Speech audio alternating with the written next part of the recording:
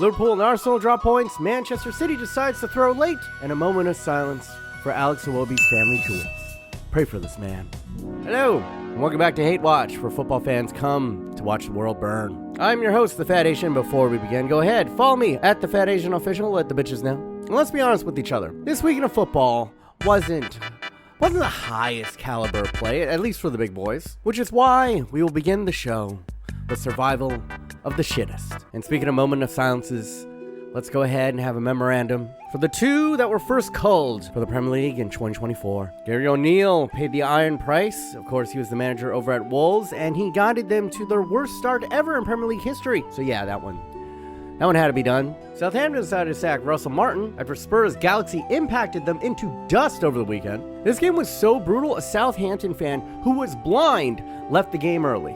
He had heard enough. But bro, y'all couldn't lie to him. Tell him that they lost, but make it like 5-3. He's already blind, make his life a little bit better. But on the flip side, fantastic game for Spurs. Excellent game for the Kimchi god himself, Heung-min Son, who got himself 2 assists and a goal. Should have had 3 assists. And credit where credit is due. Good on Spurs for not losing to one of the worst teams in the league. You never know with Spurs. But what you do know, or at least what I knew, even from the start of the season, Sean Dyche was good. He was always going to guide Everton out of the relegation battle by sneaking points off some of the big boys. And unfortunately, his victim on the weekend was Arsenal. Oh, Arsenal. And Sean Dyche went full Bane. Oh, you think to the corner is your ally, but you merely adopted the set piece. I was born in it, molded by it. By the time I saw a goal from open play, I was but a man. But real talk, this game came down to Jordan Pickford going ultra instinct in net. Just sensational reaction save after reaction save. The man did not give a fuck. And that was it. They'll go ahead, hold on for a 0-0 draw and a true, legitimate Sean Dyche masterclass. And for the longtime viewers of this channel, I generally like to keep things humble. So it really pains me to say that sometimes I'm a genius. A goddamn genius. I called this from the start of the season. I knew that this little lizard would escape the snake pit, and I called it. I knew that we would eventually celebrate and laud Sean Dyche for putting out the fire that he himself caused. 5D chess from this man. I think it's setting a bad example. What are we teaching the kids here? That it doesn't matter if you're the cause of the problem, if you look awesome when you solve it, the Sean Dyche way. And look, how many times do I gotta talk about Arsenal bottling it? It's just not their season. It's not Man City's season. It's a 2-horse race. And one of the horses says they're not even in the race. More on that later. Side note, I haven't really talked about him a lot this year, but Newcastle in a nice little run of form. Couldn't fit into another episode, but Alexander Isak hit this fucking tracer round of a shot. Calm the fuck down, Isak. Calm the fuck down. And sad to see my boy get it, but Eddie Howe gave Ruud van Nistelrooy his welcome to the league moment. Yeah, that was rough. But, better days ahead for Leicester. Crystal's finding form. They absolutely tore Brighton to shreds. Everybody's talking about the Manchester Derby, but honestly, this was the most surprising result of the weekend, considering how these two teams started out the season, especially. Because Palace could have put 4 or 5 past the Seagulls. And that just goes to show you how fine are the margins it's getting in the Premier League. There used to just be cupcake teams, but now with the money from the TV deals, everybody has talent. Except Southampton. And with Crystal's form on the up, and Brighton kind of regressing a little bit, you can get a trap game like this. That's the only way I can explain this. A little bit of a head scratcher. Nottingham Forest continue to overperform, and they make no goddamn sense, alright? They have a 33-year-old striker leading the line from New Zealand, the land of Lord of the Rings. Their coach was managing in the Saudi League a season ago, and now we are a third into the season, and they have just overtaken Manchester City in the table. In what fucked up timeline are we living in? Enough of survival shit. So let's talk about the big boys. And first up was Liverpool versus Fulham. And shout out to the American, Anthony Robinson, who was fantastic in this match. Works the ball to the byline, sends it across to the back post, and Andres Pereira scores a sensational flying kick. And it was a nice goal and all, but you figured it's Liverpool. They'll find a way back. So to add a little bit of spice to it, Andrew Robinson was like, all right, let's stop playing on easy mode. Let's make this exponentially more difficult.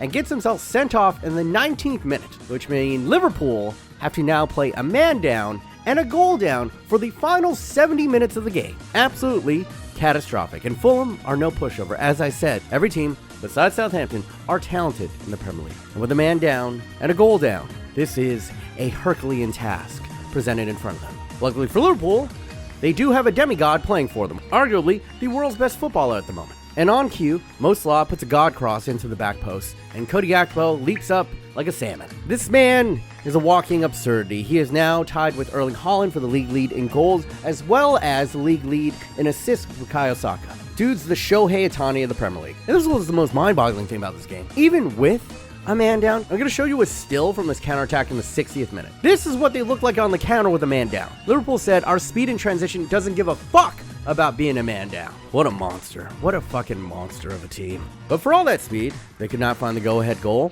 And once again, that pesky American Anthony Robinson using that good old American hustle and bustle and raw athleticism. He's fast as fuck. Basically works a goal out of nothing.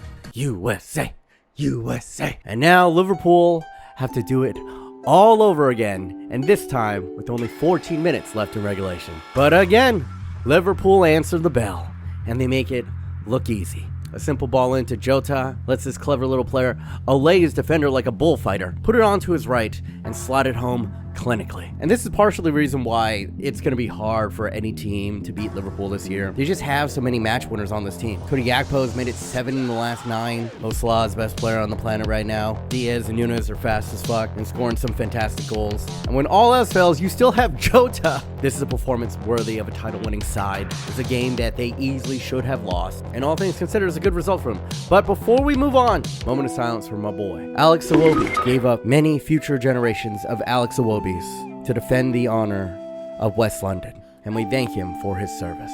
But alright, let's talk about it. Ruben Amorim's first Manchester derby. Big story before this game was that Rashford and Garnacho were dropped completely from the game day lineup, not even on the bench. And when asked why they were dropped, for reasons. Apparently, it's very unclear, actually. When asked about it, Ruben basically rattled off a laundry list of standards that you have to meet in order to be in the lineup. So most likely what people are hypothesizing is that Ruben saw something either in training or outside of training that he didn't like about their attitude, and he made an example out of them. He's trying to reset the culture of Manchester United. Many have tried before, and all of them have failed. And Ruben's trying to do it mid-season, right before the Manchester derby, where he's going to make his statement. Bold. I'll tell him that much. Dude's got balls. But with all that preamble, the game begins. As we settle in, fans of both sides and neutrals quickly realize that this one might be a stinker. Or kind of boring. Who could have seen it?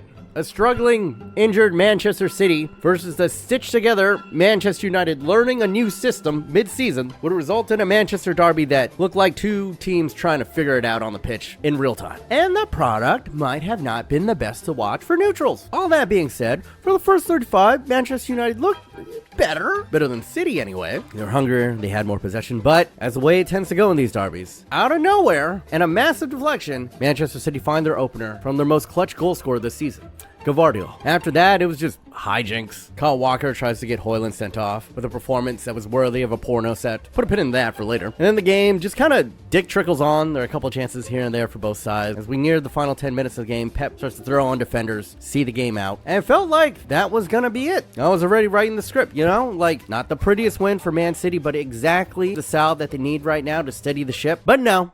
Out of nowhere, I mean absolutely nowhere, Manchester City decided to throw late. It was unbelievable. Just a complete defensive collapse. And you can blame the injuries again. Matthias Nunes, who's typically a midfielder, was forced into defense because Rico Lewis was banned from the previous game, and he gives up one of those back passes that will haunt you. Playing in Amad Diallo 1v1 versus a keeper. Ederson does well to push Amad wide, but then Nunes compounds his blunder by running back and clumsily tackling Amad in the box and giving away a penalty. Bruno converts it, and it's 1-1 out of nothing. And look at Bruno. Look at this absolutely beautiful shithouse. The pose, the celebration. He knows what he's doing.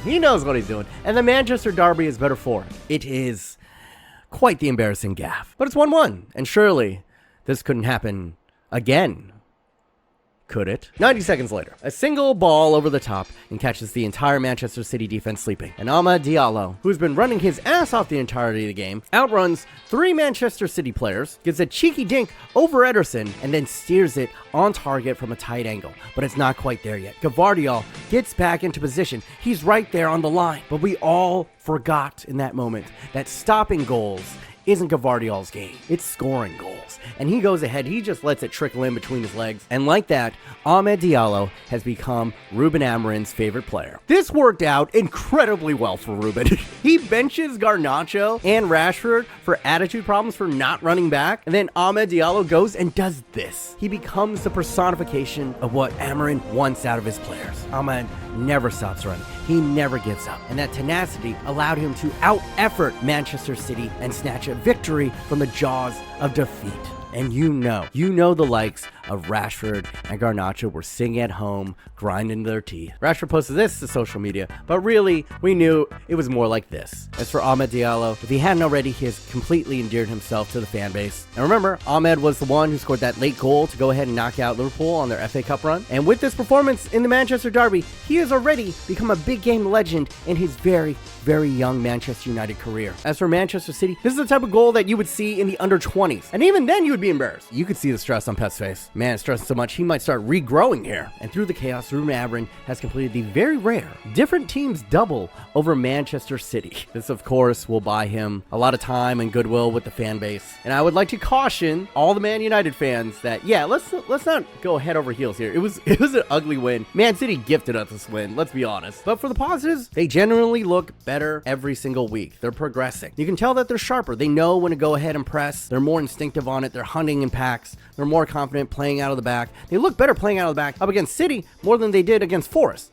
which is like, how the fuck did that happen? Ugarte, who was useless under Ten Hag, actually looks like a decent player now. They're still missing that final pass, that killer instinct, or even a consistent goal scorer. But what's important is that you can slowly see Ruben Amorim's vision congealing. And against a wounded Manchester City, a spiraling Manchester City, they have looked their best in the Manchester Derby, and God knows how long. But let's be real. As I said before, Man City gifted this one away, and to be a fly on the wall in that locker room. Pep has since confessed that he's been losing sleep during this losing streak of his. And yeah, good teams, even great teams, have bad runs of form. But we have never seen anything like this. Especially from a Pep-led Man City, this should be preposterous. But it's true. Since November 1st, no team has scored fewer points per game than Manchester City in the Premier League. They come in tied for last place with Southampton. That is just fucking bizarre. Since Halloween, Manchester City has been the worst team in the Premier League. Think about that. And on a weekend where Liverpool dropped points, where Arsenal dropped points, they were on their way to being Manchester United. All they had to do was just hold on. Just not throw. And they couldn't even do that. And just hold on, it's a completely different narrative. They're right back in it. But instead, they've turned into late-stage Arsenal for the past 2 months. And this might have effectively torpedoed their season. I don't know what else they could really fight for. Maybe Champions League. But yeah, they lose. Get 0 points. And then there was only one big boy left on the schedule to capitalize from all the other big boys stumbling. Chelsea, who I didn't talk about enough last week. I just want to show this one touch from Cole Palmer. Just look at this touch. Just look at the quality, the talent